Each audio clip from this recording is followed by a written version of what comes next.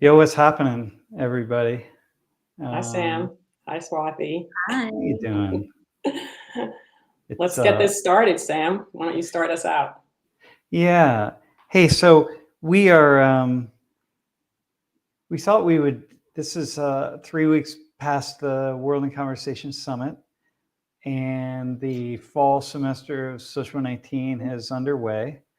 And we had this idea that we would get together and talk for a little bit about how things are, what happened at the summit, how things are going at World in Conversation, give an update about what we are thinking, and then how things are moving forward in Social 19 and some updates about the course and what we're thinking about the future. So anybody that's watching who hasn't been a part of either World in Conversation, Race Relations Project, or Social 19, you can find out more about what's behind Social 19 and what's grown out of Social 19, because probably any of those folks watching would be through Sam, your channel. Yeah, so they're two different channels. We're streaming to two different channels: the World in Conversation YouTube channel and the Social 19 YouTube channel. And we have a Social 119 class later today, so that should be very interesting. So with us is Swati. You are with us today. Maybe you can say a couple things and get us started. Sure. Hi, everyone. I am currently working with World in Conversation. I've been with them for about a year in the space of communications and research. And I actually was a Soch 119 TA back in 2002. Ooh, you said the year. I said the year. And by the way, I see Randy, Mr. Rashidi, Jeff, Eric, Gomez. So hey, thanks for joining. Go ahead, Swati. Yeah. And I was a Soch 119 TA in 2002, and Laurie and Sam and I crossed paths for a pretty short period of time, but it was an eye-opening experience for me, life-changing experience for me, and we stayed in touch over the years. And I'm feeling really, it's like both shocking and not shocking to be here in this moment. Actually, both. It's like, what? I'm now working at World in Conversation for 20 years later. So yeah, that's a little bit about me. Cool. And just more names: Ogana, Alina, Isaac, Kwanzaa, Cassandra. There was a couple other names that I missed. Joy. Hi, Ogana. Sarah. Hi, Alina. So cool. So cool. Thank you for being here. Kwanzaa, we did this for you because you asked for a virtual version of the summit. So just know that, my friend. Joe Ojibwe. Was I supposed to say your last name? I don't know. We've never done this before. So anyhow, and this was Swati's idea and intention to try this. So Swati, where do you want us to jump in with some updates? Shartea, oh my God. I'm going to have to keep interrupting as I see names. So that's okay. Yeah, feel free to jump in and say hi to people as we go. I also want to say that I know that not everyone may be able to stay for the full hour. So we do have a little survey that we would love for you all to take on your way out. Maybe we can put the link in the chat. How do I do that? Sam, can you add access to the chat? Yeah, I'll take care of it. Alan, Mallory. So it's worldinconversation.org/summit. Prachi Kim. Hey, Prachi. Adam. Oh. Okay. All right, let's go. Let's kick it. Okay. Did you put it in the chat? The link? Yeah, here it is, /summit. Yeah, /summit. The button is live stream survey. Okay. There it is. I thought a cool place to get started is to talk a little bit about both of your approach to the work that you do. Sam, in Social 19, I think you're known as maybe not the typical professor. You don't have a traditional style of engaging students in a classroom. And then Laurie, in terms of your vision for the way that dialogue around difficult topics should happen, like what it should be and what it shouldn't be. It seems like for both of you, the idea is to facilitate and not to teach. So would you both speak on that and just like what that means to you? First, I'm going to say hi to Amir and Brian. Just so cool. Sam, I don't know if you want to start or you want me to start. Why don't you take off on that? Okay. Yeah. One of the things that I think is interesting when we make the distinction, there's so many times I'm making a distinction between what Sam does and what I do, and then similarly back and forth. And then we also find out that we're doing the same thing and it looks different. So it's a very interesting realm. But I think the one, even before facilitating versus teaching and what is that, is addressing contentious, often taboo topics. And I think sometimes we forget that every topic that we would discuss or learn about in a classroom has dimensions of it that are difficult to address. No matter what, but I'll say obviously in the social sciences, that's always true.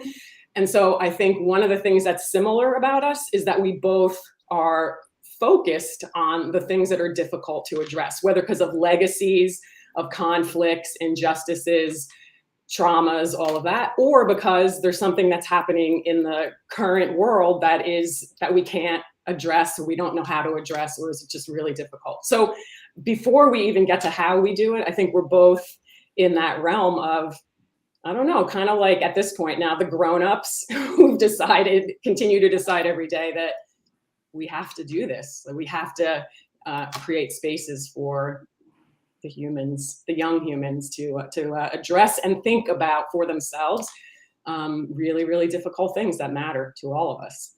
So anyway, Sam, maybe you want to go from there. Yeah, I guess I would say that Swati, when you said, so we don't teach, we facilitate things in different ways. And I guess I would say, well, I guess that's teaching, or it's at least helping people to teach themselves in a way. And I think that's kind of what Laurie and I have stumbled upon or finally got to. For me, it helps that I didn't really turn my mind on inside of a school context until I was much older than most people. I mean, I was 20 at the time when my brain just kind of kicked in.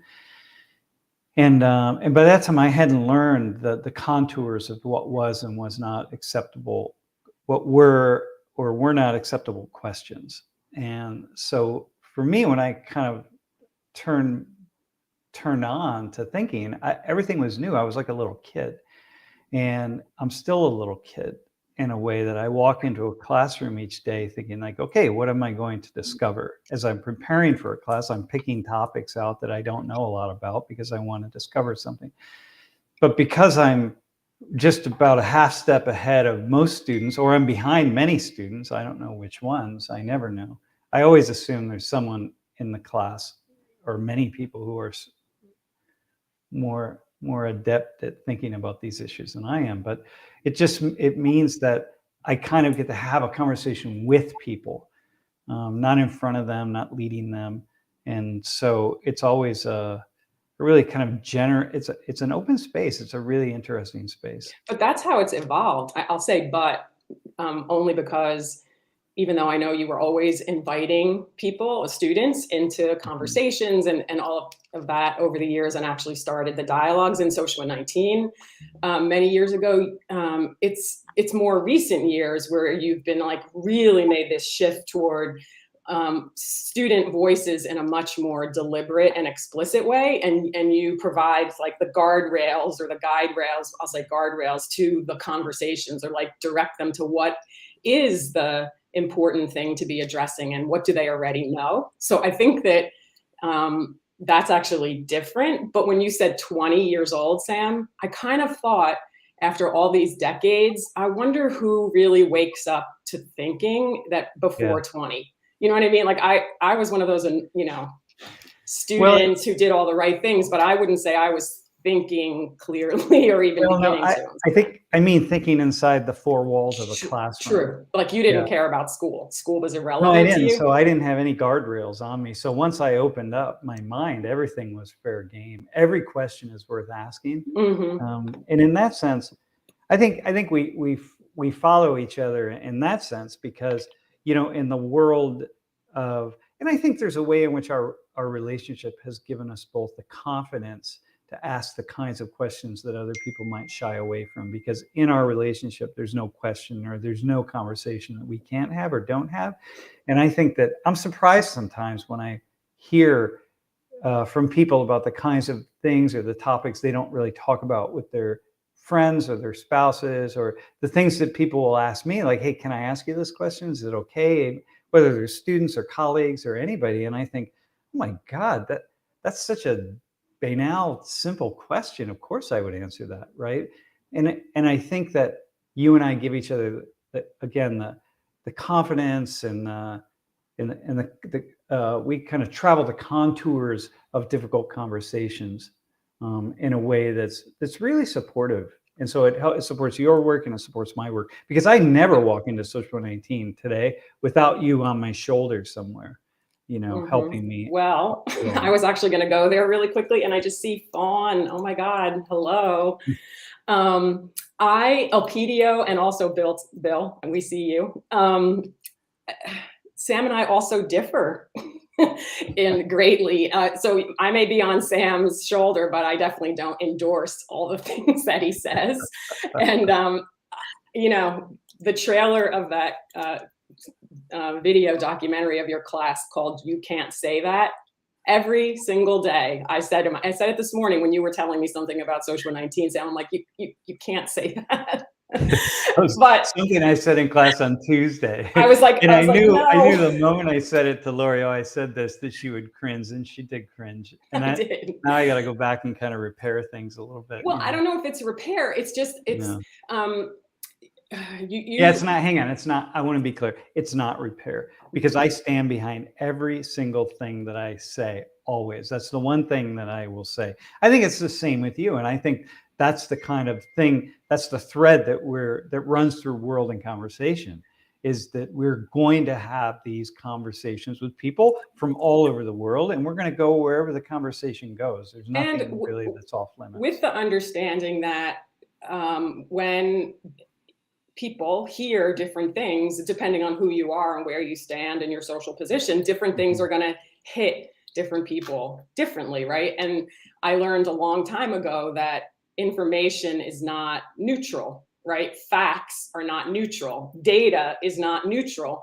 And different people react differently to facts, react at all. Some people just can see a certain set of numbers, a data set, and be like, oh, okay. But for someone else, that same data set means something about their families and their own experience, or et cetera. And so Sam, and you do this too, but I'm always thinking of like, oh, how does that feel? And yet we have to, we always talk about this harm.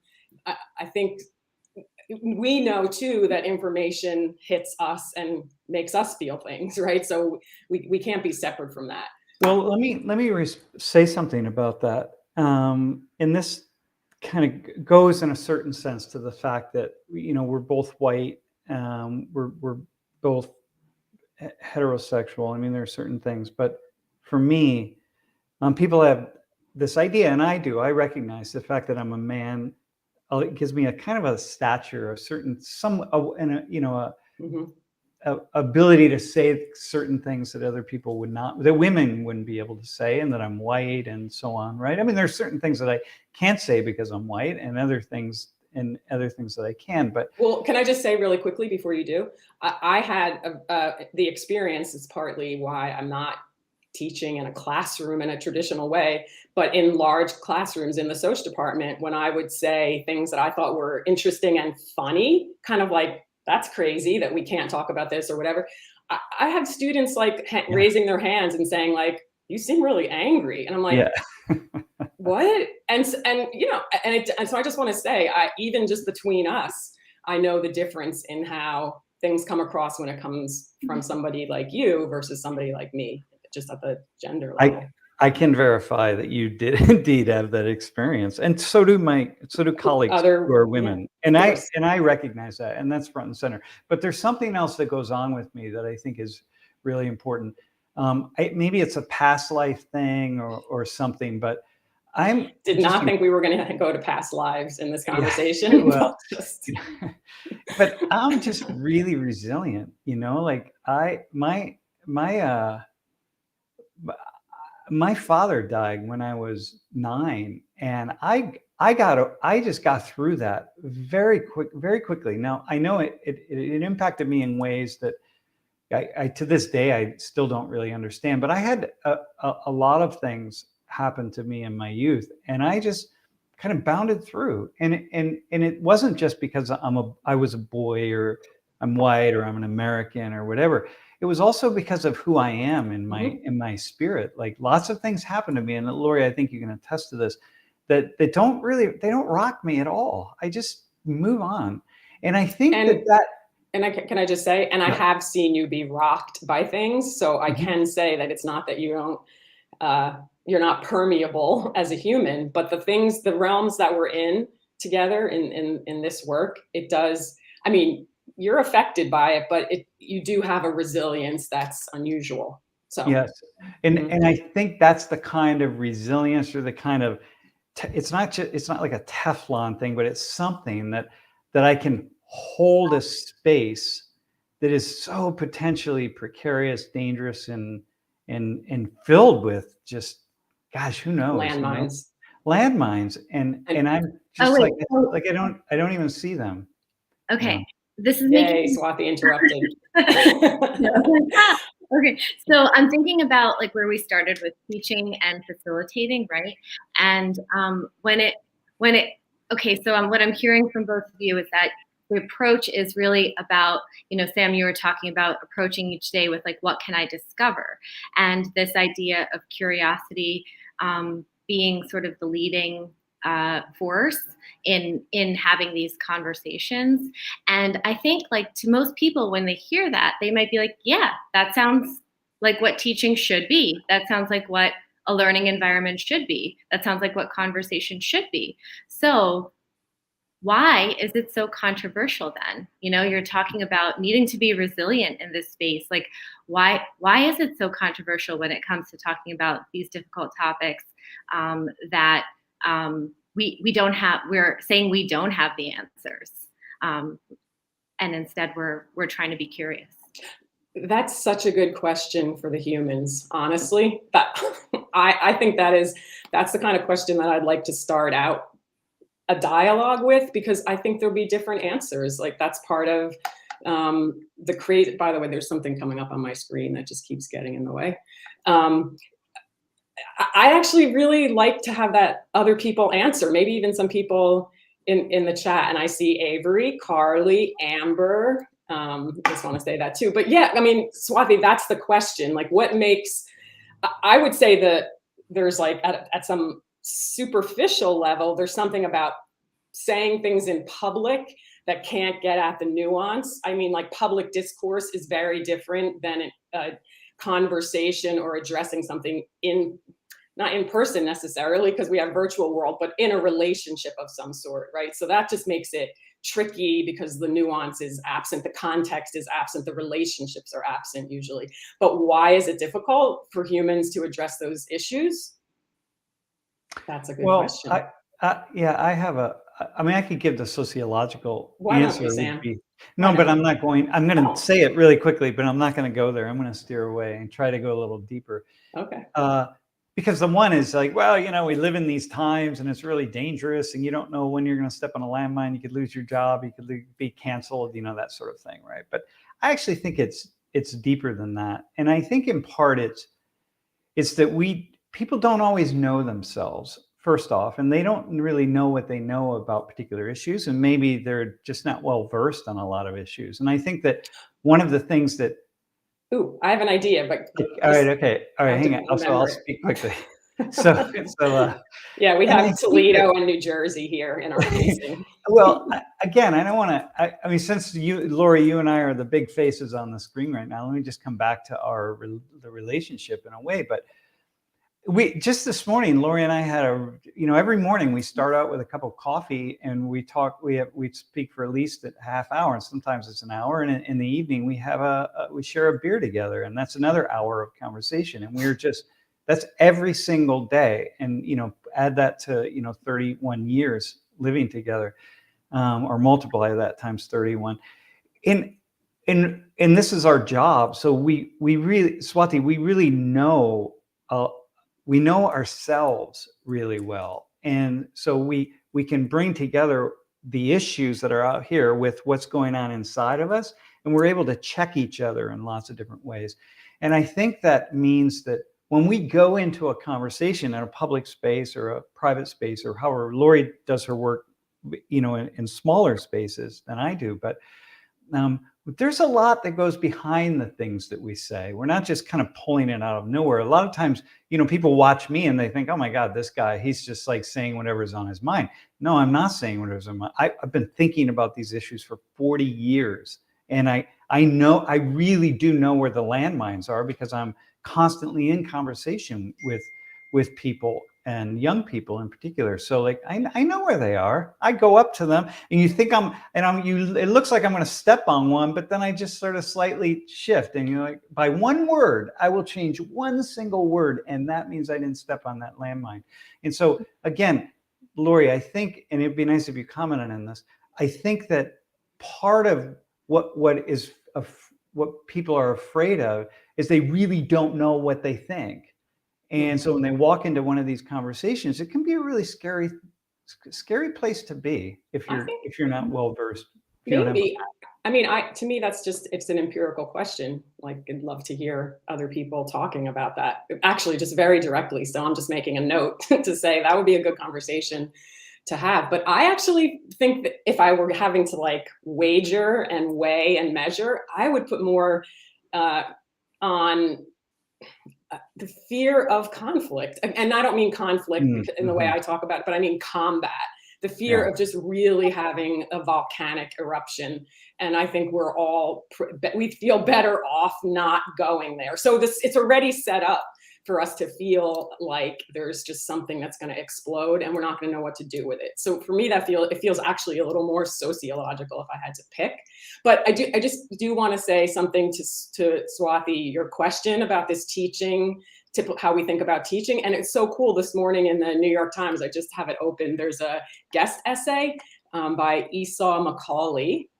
So shout out to him. And it's really talking about a class that he took where he was taught how to think, or at least that's the idea that he talks about. And it's really about education and why it's really about education in what we're saying right now. So I'll just add to it that I think that especially now where we have access to information ad nauseum, we actually need more grown-ups to help us think, not take in information, and we have such controversy over which information, but how to discern in good information, or how to react to information, or how to know where you are in relation to that information, or what that's different than that information that's also valid.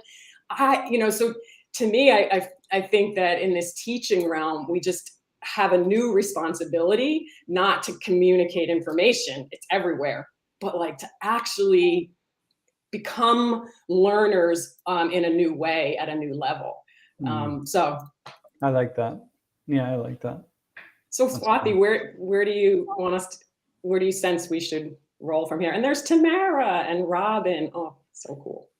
I think I want to stay here for a little bit more because I think you all are digging deep into so many different experiences that you've had. And one thing I was thinking about when I was asking that question about it being difficult, another way to think about it is the stance of a facilitator. What does a facilitator need to take on in order to be effective in that role? And how is that a hard stance to take? How is that countercultural? Oh my God. Yeah. This is another place where we are joined, Sam, and we don't talk about it a lot because taking all sides, right, is the idea that what's the gesture of a facilitator, the most fundamental gesture for creating a space for people to be able to learn, think, push off of other people, eventually solve problems and build the world together. But Sam, you're doing the same thing that I am, which is, or I, as a facilitator, all facilitators are doing, is looking for all the different sides, seeing all the different sides, valuing all the different sides, trying to give voice to all the different sides. And in that process, not being on a side in that moment. And Sam is doing that in a public space. So at any one moment, you can feel like he is on someone else's team beside yours. He's on the enemy side now. Now he's on that enemy team. Same with a facilitator in a group. You're never on one person's team for too long, because that's not what you're doing. And that is, Sam, for you personally, the stakes are really high to be doing that in a public space. Yeah. Right? As we find out. And yeah, don't even say it. Don't even give it any attention. But I think that being a traitor, and we talk about that at World in Conversation, being a traitor to your side or to a side is what is it called? When you're at work and there's a risk to your health and well-being.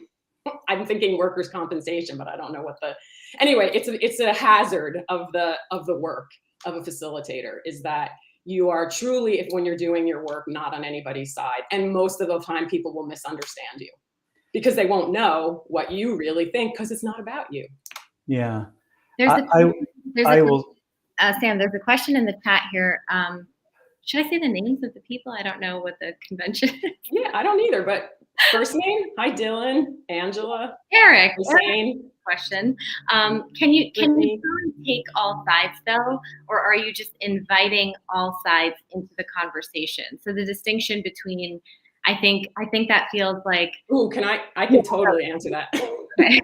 Yes, I want to say you're taking all sides, and the reason that I want to say it, and I know it's bold, is because because you have to do more than just make an invitation to someone to say something, usually, and because of some things that we're talking about with education, usually you have to help a person say more clearly or more explicitly, or get past the obstacles to them being able to feel even what they really think or feel. And so you really, for that moment, have to sit or stand with them, see what they see, hold them, I really mean this, in order to get to the truth of what they're saying. Because a lot of times people will say the narrative, the headline that they think is connected to what they see. And that's all you're going to get. And I wouldn't be satisfied with oh, okay, that's it. That's the headline. Because you as a person have much more to give than that. And you need, or your group needs more attention and support. And that is shifting all the time through a conversation. And I think, Sam, you're doing the same. I would say, I'm curious what you would say, but I think you're doing the same thing. Well, I think that you said this before, which that I find really interesting. When you hear more conservative students make arguments, you find sometimes, first off, the more liberal students, they're better at making the arguments, because they're not really making arguments, they're parroting what they hear. And in the academy, there's a liberal voice that has the talking points that you can hear over and over again. And so it's a lot easier to kind of memorize those and put them out and not miss one, you know what I mean? But we don't have we don't have as many really thoughtful conservative arguments happening. And so we do a disservice by not teaching more of what would be the conservative perspectives, like some universities do, at places like Hillsdale College, for example. You're going to learn a very thoughtful conservative argument, starting with libertarian thinking. And so I think taking all sides, when I heard you respond in that way, Laurie, I find that sometimes I have to kind of help along conservative arguments to get the key ideas out there, because I don't have as many students who can kind of lay that out very clearly. And but there's, to me, I put those ideas, first of all, liberal and conservative are such I don't categories. like to do that, but there's a basic, No, sort wait, of can just- I, yeah, can go I just ahead, say go what I ahead. think you're saying? I think, but Yeah.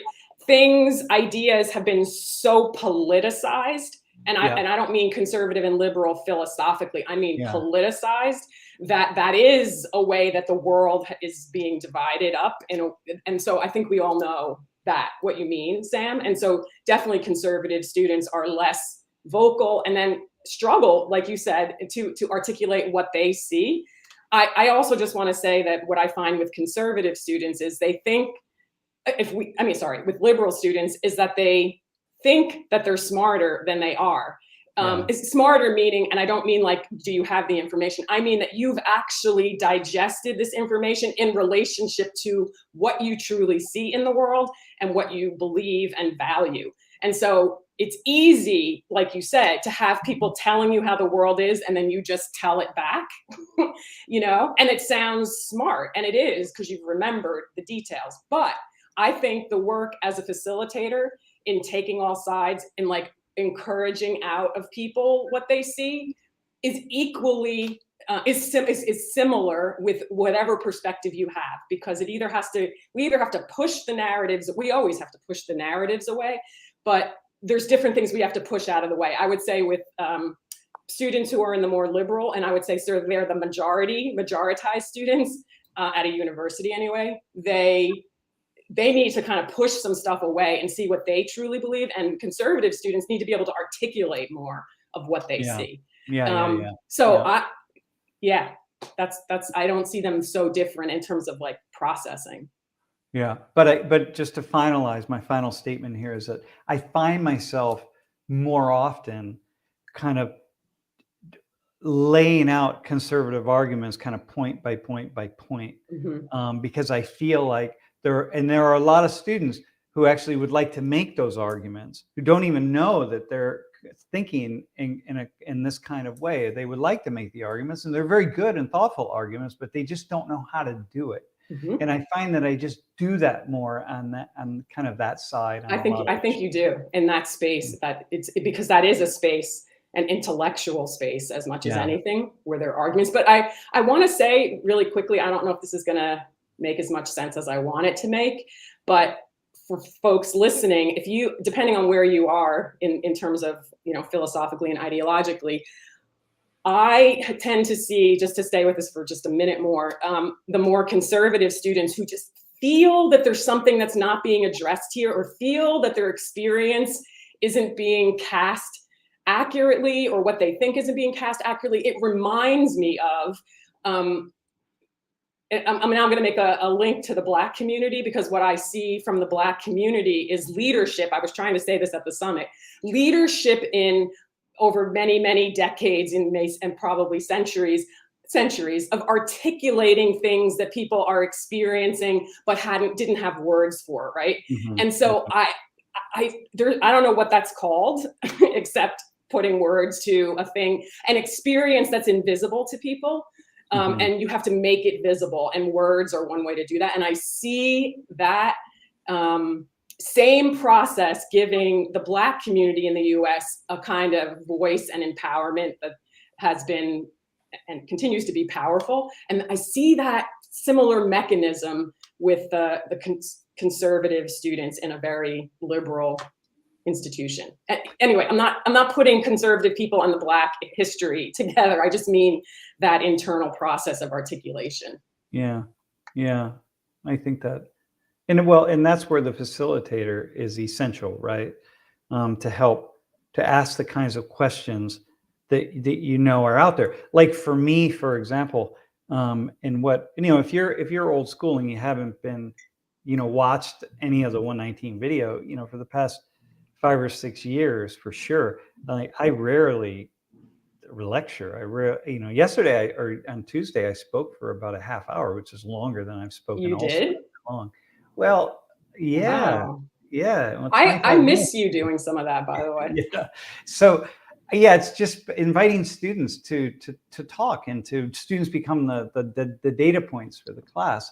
And I think that it's really essential. Now I lost my point of my my trade of thought, which is Let not. me jump in here real quick then. So we were talking about taking all sides and that stance, and sometimes having to take on more of the opposing point of view of what, basically taking on whatever the group needs.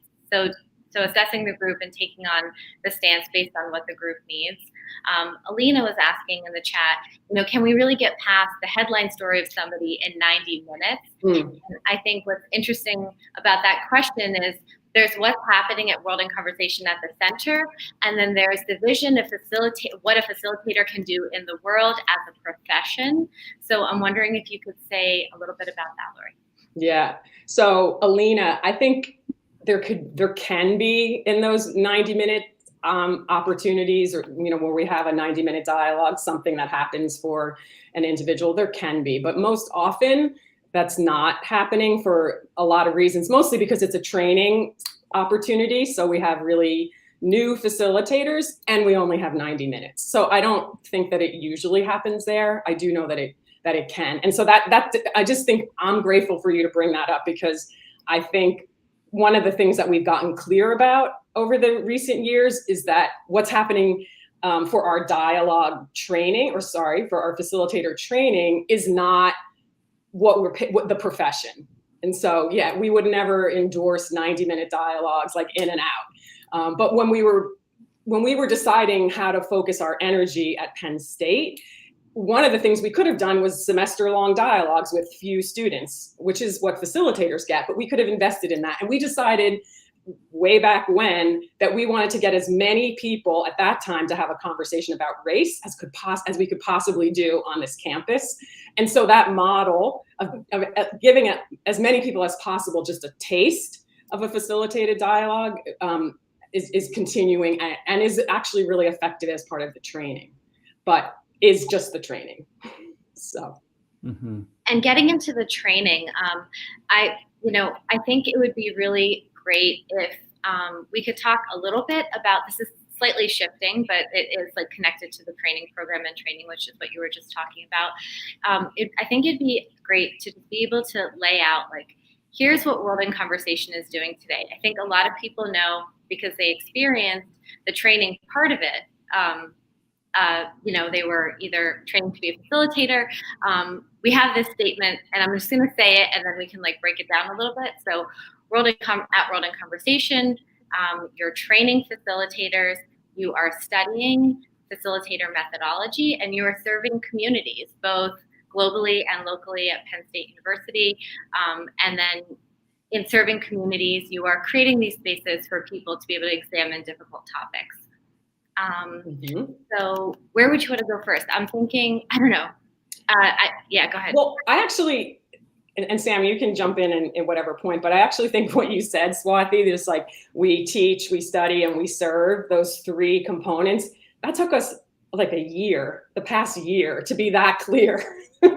So I don't want to understate how significant it is for us to realize that there are these three pieces of a puzzle that are all interacting with each other, right? So the studying and the teaching and the serving are really one, but they are also distinct. So I just want to say Swati was very much a part of getting really clear about that. So when we were just doing race dialogues and or just working with Social 19, right, where we were leading those dialogues semester after semester, we were just facilitating dialogues, whatever was in front of us, right?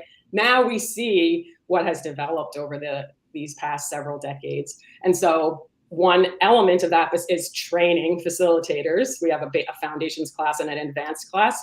And another is studying this methodology, which we do from a grounded theory approach, which we can say more, and service. We really know that it matters to the communities that participate in our dialogues that they participate either to learn facilitation or to have the opportunity to talk to peers internationally and locally across all kinds of different demographics. So those are our three realms that are constantly interacting with each other.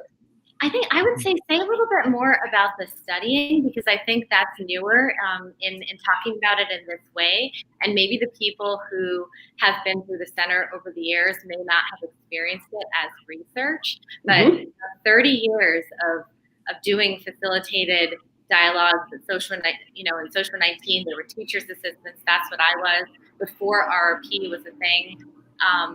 And 30 years of examining how groups work, 30 years of what is the best way to get people to examine topics that's not going to end up the same way as the conversations that you're seeing in the media today, like something different. Like, what would you say about that? The research. Sam, do you want to say something just like about how the grounded theory work? Hi, Steve. Yeah,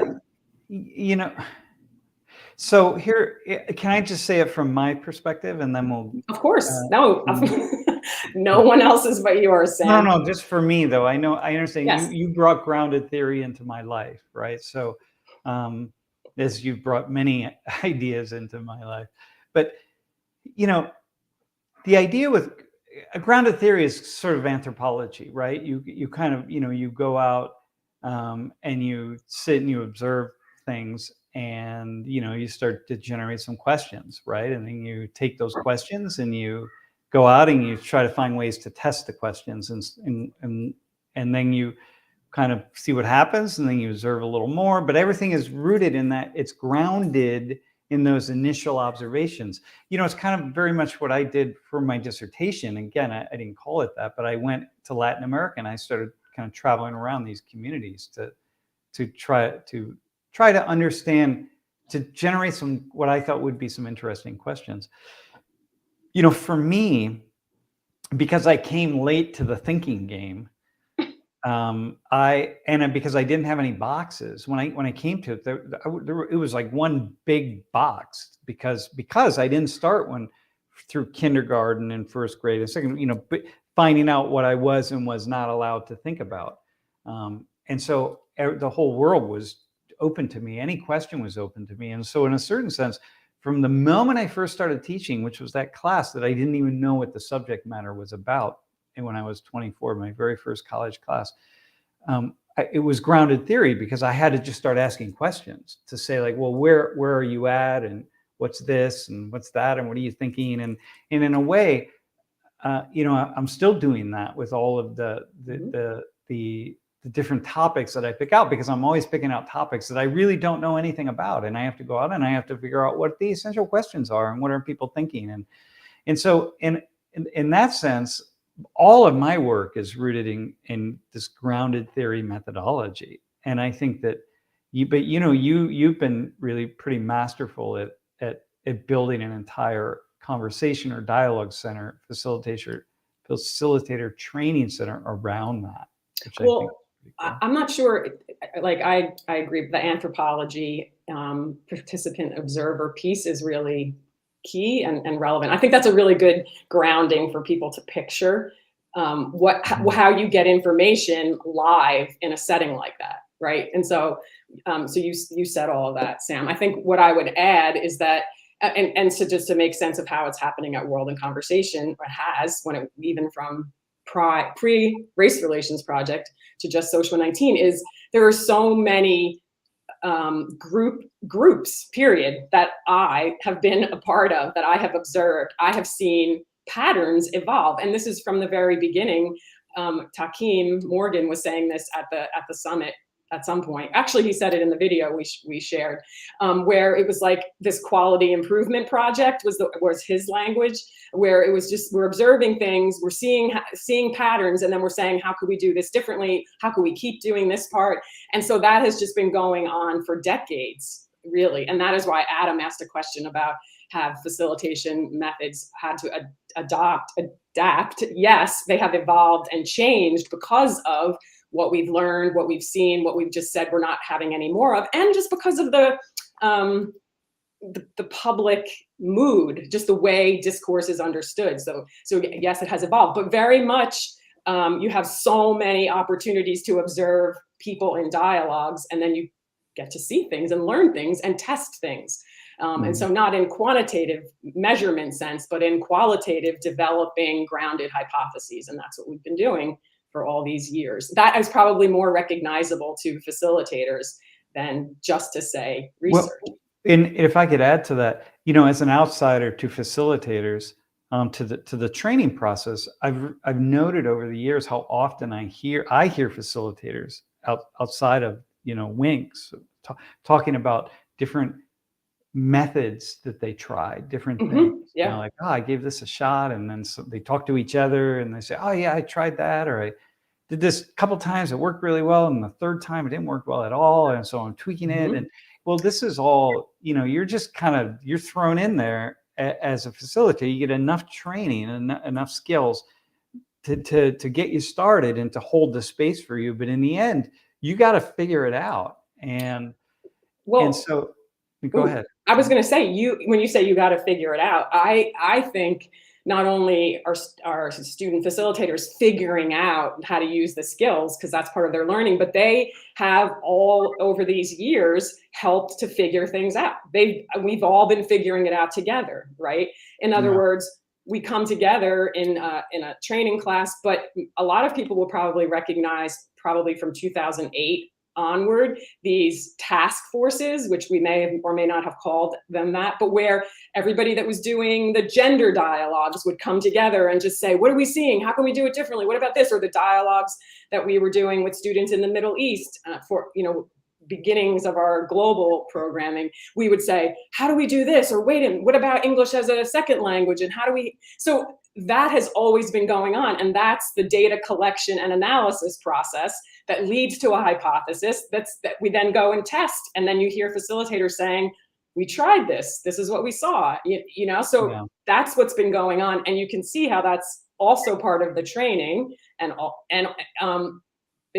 part of the service, because we're out in the world with other participants trying to do it better, trying to do it in a way that actually makes more sense or more of a difference for the humans. So that last part that you said, Laurie, about trying to do it better, I was thinking about the research and development process that has happened over 30 years. And sometimes it sounds like, okay, so there's the observation, there's the feedback loop, you're trying new things, but it was systematic in the way that you have worked, in the way that it has evolved.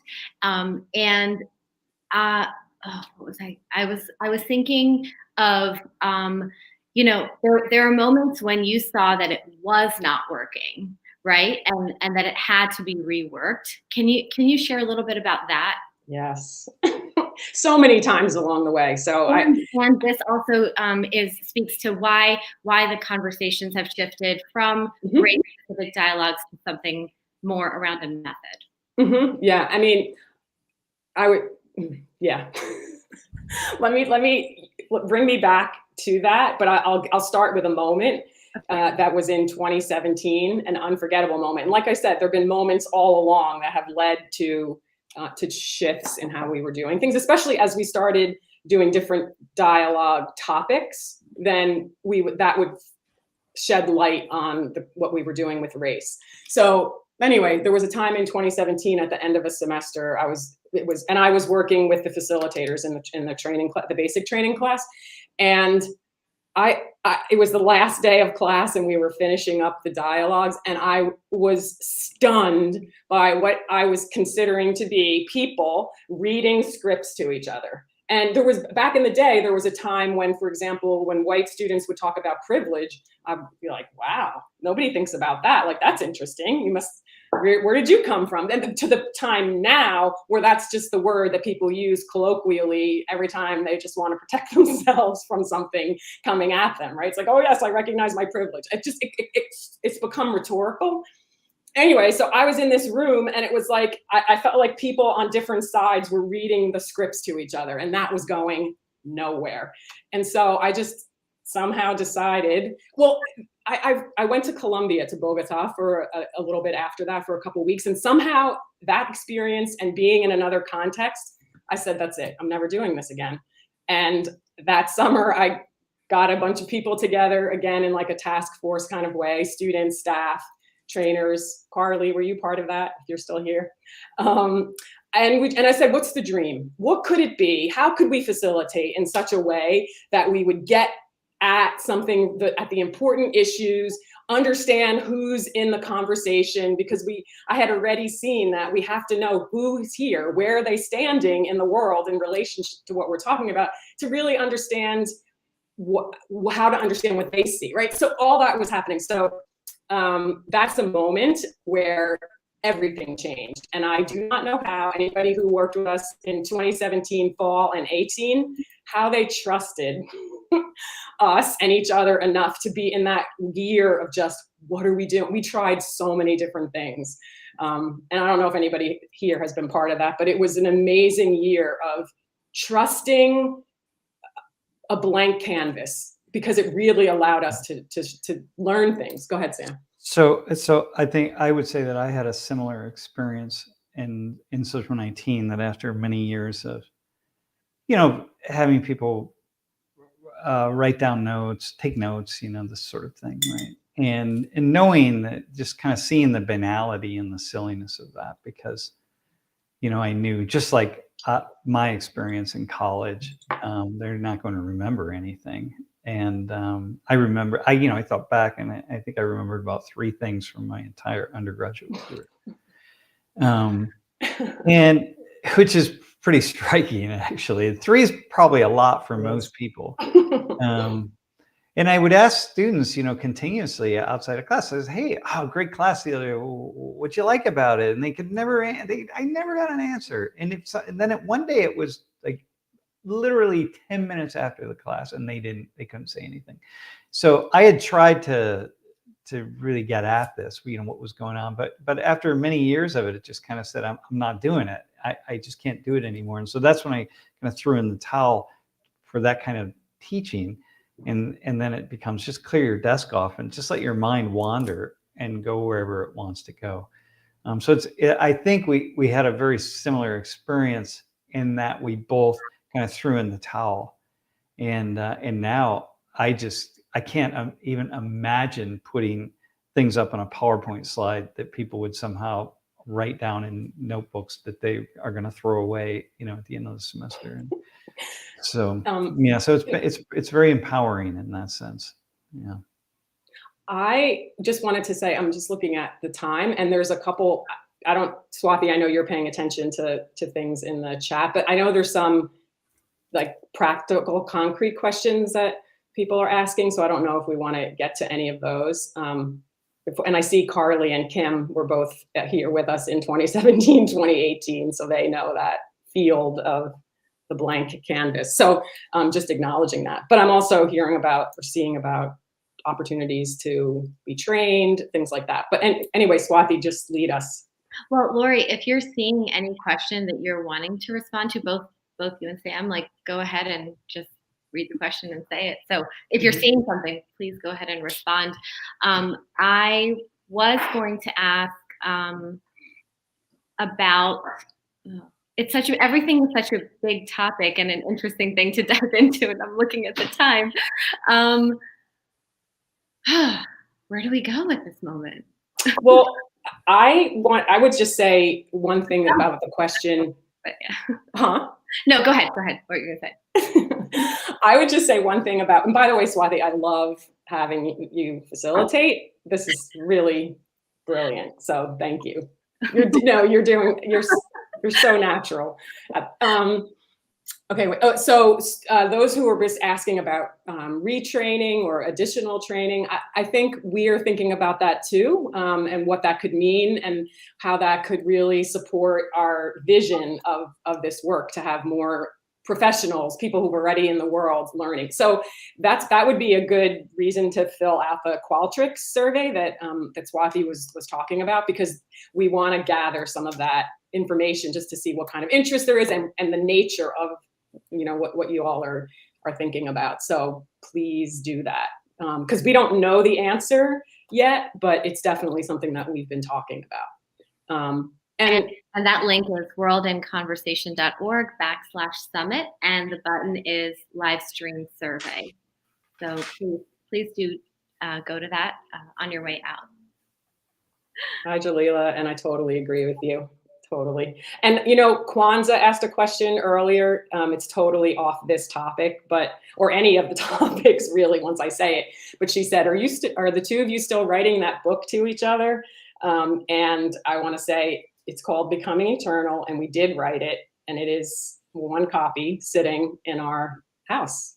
And it's just not to be cryptic, but it's a book of 365 essays for the one of us who survives the other's death. It's like a year of a reading each day from the two of us to that person. So yeah, Kwanzaa, thanks for remembering that.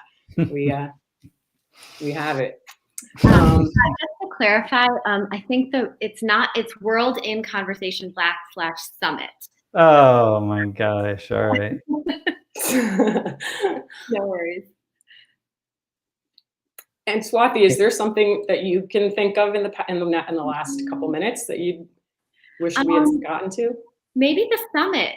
You know, we didn't talk a lot about the summit, and maybe not everyone who's here knows a lot about it. So I can just say a couple of numbers, which was 150 alumni and others from the WINC community and Social 19 communities came to Penn State and gathered for a couple days over Labor Day weekend earlier this month. And we had people from 7 countries, 21 states across the United States who traveled in. And yeah, what would you want to say about that? We said that it was going to be a reunion with a purpose. And it was called Beyond Dialogue. It was, Anne Rice is just saying, that's amazing. It was amazing. It was the energy. You know, if I think of the summit as an equation, right? Organizing this, plus this, plus this, the variable that I didn't add in was the energy of the people. And it, you know, just like the personal energies that were brought. And it was, I said already that my heart is full. It continues to be full. And just to see some of you already that are on this stream, some of you who couldn't make it in the end, like aiming, it was brilliant. It was just the people there just made the thing. And it did have a purpose. We've been gaining a lot from the conversations we've been having since. So Sam, what would you say in the last? Yeah, I would say it was very powerful, you know, for us to just see this energy that's out there, and just to hear back from people, so many people all in one space. And to be honored by being present with each other. Yeah, that any single person would come back. I mean, you know, the fact that somebody just traveling from Boalsburg or Lehman or something is a big deal, right? I feel like, oh gosh. So you all, Sam could say this better than me, and I have not invited anyone even to a birthday party of mine. Like, I would never just be like, oh yeah, what you want to do is come celebrate my birthday. Like, I don't do that. And the fact that we did this, so out of the box for me, for sure, but so worth it. And it wouldn't have happened without people like Swati and all the others behind the scenes. And let me just make the following statement then, and maybe we can kind of close out here. You know, Laurie and I, we're always thinking about, you know, where this will go and how this will, well, less me, but Laurie now and the team is really thinking about, you know, where's this going to go? Like, what's going to happen? How are we going to move forward? And we have a lot of things on the table.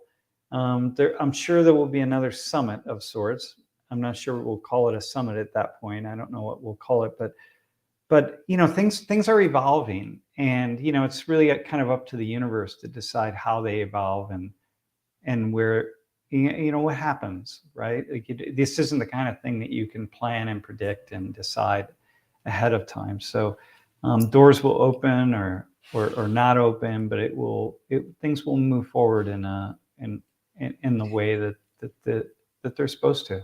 So there will be more opportunities. Yes. Yes. And just the final thing, I was speaking to Randy, who was at the summit the other day, and he has a very different vocational field than us. And he has a whole bunch of ideas of what things that were sparked when he was with us. And I want to hear things I don't know about and how that relates to us. So share if you have things that you're seeing and you don't think we've already thought of it. And if we have, then maybe we can think more. So anyway, it was really cool to do this. Shartea, I just love seeing your name. Jalila, Angela, Kwanzaa.